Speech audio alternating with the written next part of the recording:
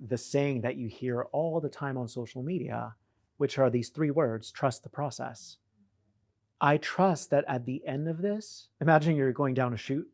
I trust that on the other side of this, I will be okay. I trust that everything will happen for me. But I think so many of us have trust issues. I know I have, like, for sure. Yeah. But I've had a lot of trust issues, but my amazing partner, Dan, has helped me rehabilitate that. But I think that the we don't have implicit trust that we're going to be okay. And so then the mind, because as soon as you go into distrust, the mind then wants to control it. Because if I don't do it now, it'll never happen. Right. But that's not true. That's a limitation. Mm-hmm. So it's really a matter, and I feel like trusting the process and intentions go hand in hand. Yeah. I'm intending that on the other side of this, and that by trusting the process, I will be a better version of myself. But of course, when your old self doesn't actually die. Your old self actually gets integrated into your new life. That's all. It's entering new terrain. It's entering a new domain. So that's really what's happening. So the old self is very used to, it's very accustomed to having what it knows and what's predictable and what it can control. So as soon as it's time for that transformation, caterpillar turning into the butterfly, it doesn't know what's going to become of it. Yeah. The old self is absolutely petrified. But that's where you have to parent yourself. Mm. This is where you have to say, but I know this is good. I know this is good for me. I know that I've outgrown the situation. I know that this relationship has expired. I know that my partner is not communicating with me. So I have to keep going through that transformation and trusting that we're going to come out of this in better shape. Yeah. Yeah. 100%. I was thinking about how Becky was coming into my mind as you were talking, of like, when we don't, there's an authentic expression that is being offered to us now more than ever, like true, authentic expression. Mm-hmm. And so what I was feeling, and I'm not, what I was feeling with Becky was, there was this, she had this, it was a beautiful example, well, all of them that came up, beautiful examples of trying to figure out how to be authentic, like how to let your truest authenticity come out. Mm-hmm. Like how, so there was anger, mm-hmm. right? With Becky, there was an anger that probably has been suppressed most of her life so that she could survive, mm-hmm. right? And just do life. And the authenticity that's being asked of her is like, it's okay to express this. Mm-hmm. It's okay to let this out. It's okay to like, let the authenticity of who we are be with everything else. Like it's just, there's something about the authenticity right now of humanity that's like screaming to come out. Like full blown, pure, authentic expression, no matter what it looks like. Yeah. Right? Because Becky has this beautiful energy of anger that is suppressed, and I just want to love on humanity. Mm-hmm. And how do you have both? Yeah. You know, that's a good point. How do you hold both? Because if I just want to love on humanity, which is what she just wants to do, and you have this anger, it's like, well, I can't have one without the other. But authenticity is allowing all of it. Yeah. It's like, my authentic expression is that I get to be angry and I get to love you.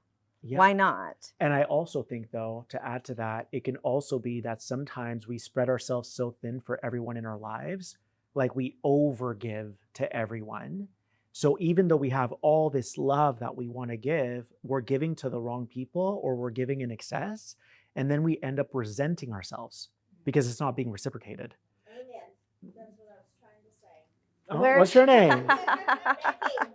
There, Becky. Okay, cool.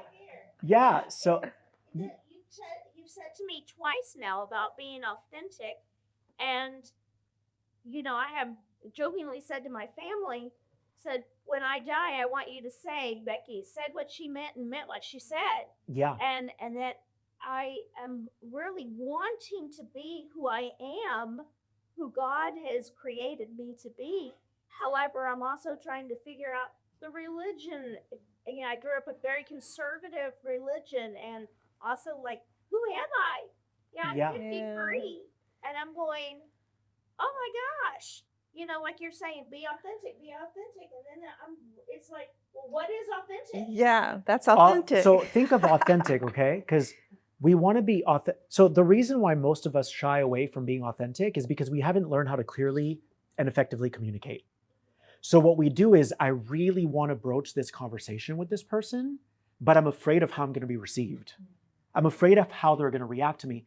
But at some point, you've got to start practicing communicating. Because if you don't practice communicating, you're never going to get better at it. And if you don't get better at communication, you're going to keep attracting the same old things because you're not evolving within your communication. So I think authenticity is a blend of honesty, honoring your feelings, but also compassion. Making sure that you place yourself in the person's shoes. How would they receive it? Because what most of us do is we get upset and then it comes out the wrong way. It's like I've done that my whole life because I don't feel like I was very well nurtured as a child. So the only way to be heard was to get super blunt. And I'm sure a lot of you are like that. When you you kind of go, okay, well, if I can't be vulnerable because I'm not received with open arms, then I'm just gonna say it. And I'm gonna be very direct about it. But then I end up hurting myself, especially the more sensitive you become. Like now, I can't do that anymore because I can feel the after effect. I can feel like, I can feel that being blunt isn't the best version of me. And I can try to be clever and justify it, but it never works because I know I'm being called to a higher level now. Phil, you need to be honest, but you also need to speak on your own behalf, not blame the person, and also be compassionate. And if they reject me or if they attack me, it's like, I know that they're not for me. But I think so often we stuff down our pureness, the pureness of our hearts, because we're afraid of what might happen if we're that open. Be open anyway and find out who your true friends are. Find out who really loves you for you. Yeah. Yeah, it's a wild ride right now. Like figuring out how to fully be whatever it is that's arising, like just allow it to be there, like allow it yourself to express it, and not get, trampled on by people. Yeah. People are so injured right now and they're in so much pain. They don't know how to process it themselves. Yeah. So there's a lot of, like projection. Yeah. You know what it is also? I think so many of us are afraid to find out the truth. Yeah. We're so afraid. We're like, let me just hang on to this person a little while longer because I'm loving being caught in this delusion, in this illusion, because at least I have something. What you don't realize is that you're in the negatives. Like the person who's single is way ahead of you.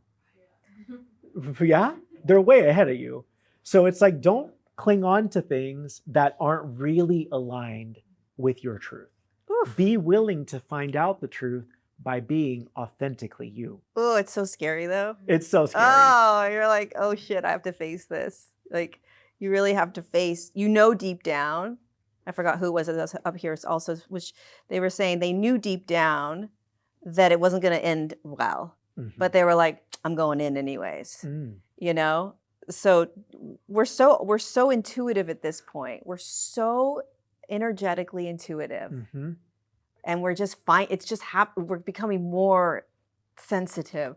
So you can't pull the wool over we can't pull the wool over our own eyes. I love that. Like we can't do that so frequently. Yeah. And it's like, we like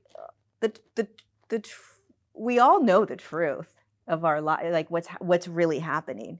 Deep down, you don't need Phil's advice. You already know the answer. Really, you do.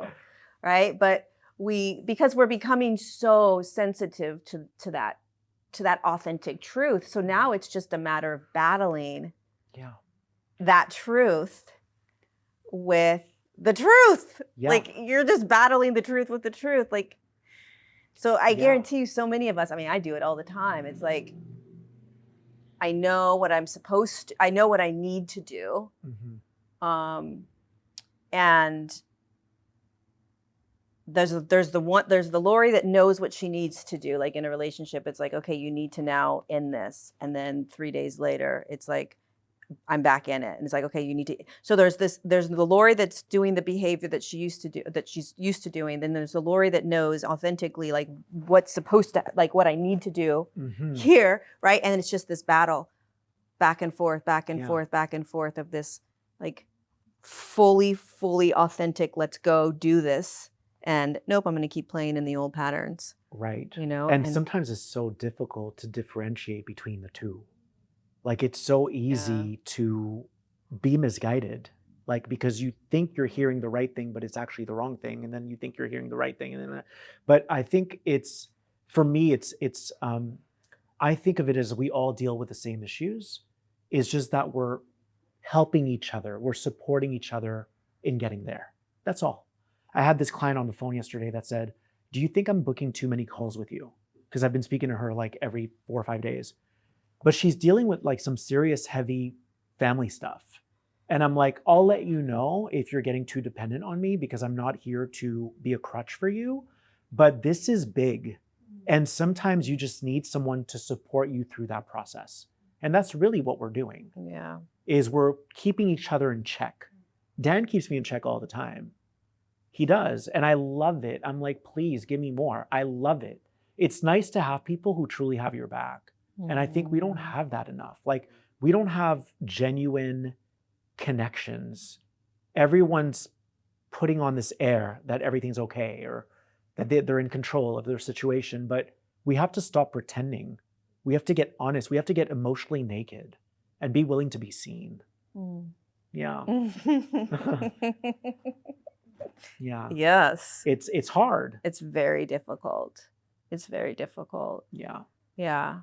I think that is part of our evolutionary process, is being able to kind of stand naked in your own mirror, right? Like physically naked and like emotionally naked and mentally naked, meaning like everything, you're staring at everything. You're staring at all your thoughts, you're staring at all the emotions, you're staring at all your physical stuff. And you're able to allow it to be okay.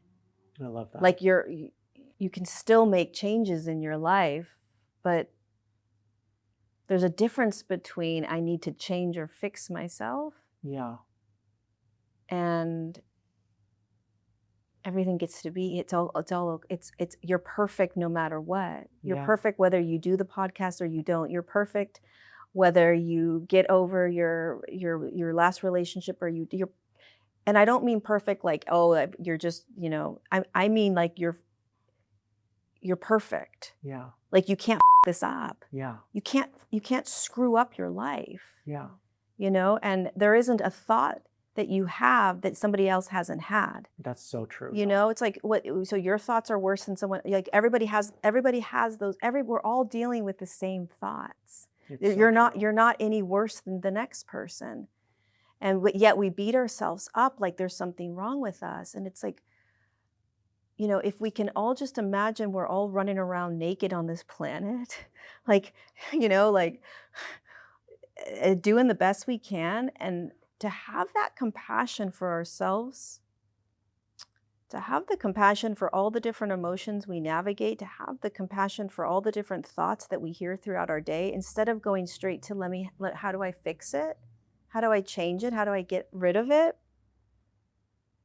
It's a game changer. Yeah. It's a game changer. But you also are you want to keep,